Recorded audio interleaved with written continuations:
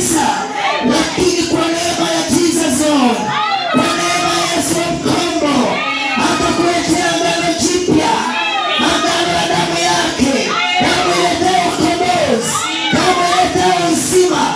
Na leo unatengenezwa kwenda kwenye agano la damu ya Jesus, ili uwe mzeituni wenye baraka, ili uwe mzeituni wenye kuringi mafanikio yako. Hata kama ulikuwa chini utakuwa juu, hata kama ulikuwa unaugua magonjwa leo ni mwisho, hata kama ulikuwa na matatizo leo ni mwisho, kwa sababu leo unatolewa kwenye mzeituni pori, unaingia kwenye mzeituni wa samani, mzeituni wenye baraka, mzeituni wenye mafanikio. Walikuona ule mafanikio utakuwa na mafanikio yako, walikuona una amani utakuwa na amani yako, walikuona mgonjwa mmoja utakuwa na afya yako. Piga makofi kama mzoshi kwa kanisa.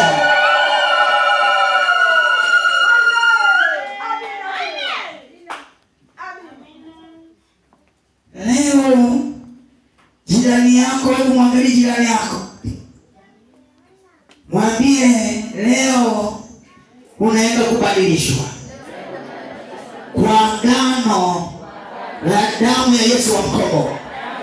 Unabadilishwa lile agano la miungu yenu, lile agano la mizimu ya kwenu, leo lazima likatike, leo lazima likatike.